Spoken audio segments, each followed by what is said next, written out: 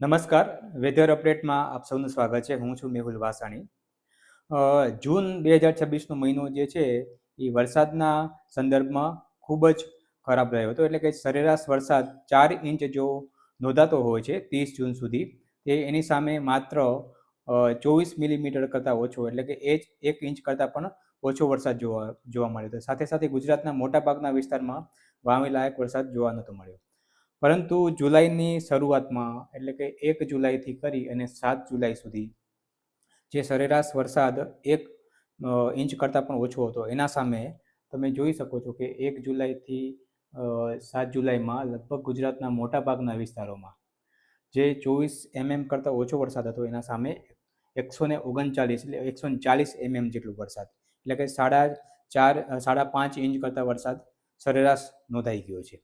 તો આ વરસાદ પાછળનું જે હવામાનકીય સિસ્ટમો હતી, લો પ્રેશર સિસ્ટમ જે હતી બંગાળની ખાડીમાં બની અને ધીમે ધીમે મધ્ય ભારત તરફ આગળ વધી રહી હતી.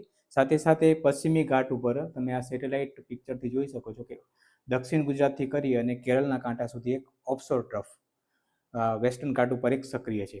તેના કારણે અને સાથે સાથે એક સાયક્લોનિક સર્ક્યુલેશન જે હતું એ રાજસ્થાન ઉપર રચાયેલું હતું અને એક સિયર ઝોન જે છે એ 21 ડિગ્રી અક્ષાંશથી પસાર થઈ રહ્યું હતું. તો આ બધી વેધર સિસ્ટમના અસરરૂપે ગુજરાતના લગભગ 70થી 80થી 85% વિસ્તારમાં જે છે એ હળવાથી મધ્યમ અને ઘણા બધા વિસ્તારોમાં મધ્યમથી ભારે અને દક્ષિણ ગુજરાતના જિલ્લાઓમાં અને દક્ષિણ સૌરાષ્ટ્રના જિલ્લાઓમાં ભારેથી અતિ ભારે, એટલે કે 8થી 10 ઇંચ કરતાં વધારે વરસાદ એકસાથે જોવા મળ્યો હતો. હવે આપણે જોઈએ કે આગામી દિવસોમાં વરસાદની શું સંભાવના છે. તો આજે એટલે કે 8 જુલાઈ દરમિયાન ગુજરાતના હજી પણ ઘણા બધા વિસ્તારોમાં, ખાસ કરીને મધ્યપ્રદેશ બોર્ડરના જિલ્લાઓ, રાજસ્થાનની બોર્ડરના જિલ્લાઓ અને દક્ષિણ ગુજરાત અને દક્ષિણ સૌરાષ્ટ્રના અમુક જિલ્લાઓમાં હજી પણ મધ્યમથી ભારે વરસાદ આજે આ દરમિયાન થવાની સંભાવના દેખાઈ રહી છે.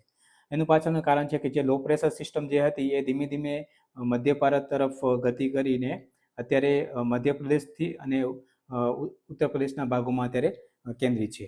તો એની અસરના ભાગરૂપે હજી આજે પણ ઘણા વિસ્તારોમાં મધ્યમથી ભારે વરસાદ, ખાસ કરીને પૂર્વ ગુજરાતના જિલ્લાઓ જે છે દાહોદ, પંચમહાલ છે, મહીસાગર, અરવલ્લી, સાથે સાથે દક્ષિણ ગુજરાતના જિલ્લાઓ સુરત, વલસાડ, નવસારી, ડાંગ, આવા સાથે સાથે સૌરાષ્ટ્રના કેટલાક જિલ્લાઓ ભાવનગર અને અમરેલી જિલ્લામાં પણ આજે પણ હજી એકાદ બે જગ્યાએ મધ્યમથી ભારે અને ઘણા બધા વિસ્તારમાં જે છે એ મધ્યમ વરસાદ થવાની સંભાવના દેખાઈ રહી છે.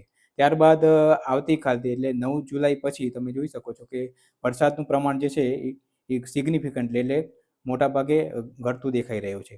તો જે એનું કારણ જે છે કે સિયર ઝોન જે હતી, સિઝનલ ટ્રફ જે હતો એ ધીમે ધીમે ઉત્તર ભારત તરફ ખસી રહ્યો છે. એના કારણે ઉત્તર ભારતમાં વરસાદની ગતિવિધિ વધવાની સંભાવના છે. એના કારણે ગુજરાતમાં લગભગ 9 અથવા તો 10 જુલાઈ બાદ જે છે એ વરસાદના પ્રમાણમાં ઘણો બધો ઘટાડો જોવા મળશે. અને આના કારણે જે ખેડૂત મિત્રો જે વાવણી બાકી હતી એ વાવણી કરી શકે છે અને સાથે સાથે આગોતરું જે વાવેતર કરેલું છે એમાં વરાપ થવાની પરિસ્થિતિને ધ્યાનમાં રાખી અને જે નિંદામણ જે કાર્યો છે, સાથે સાથે દવાઓનો છંટકાવનો જે કાર્યો જે છે એ આગામી 9-10 જુલાઈ બાદ જે છે એ હવામાનની પરિસ્થિતિ સાનુકૂળ રહેવાના કારણે સંભાવના કારણે એ ખેતી કાર્ય કરી શકે છે.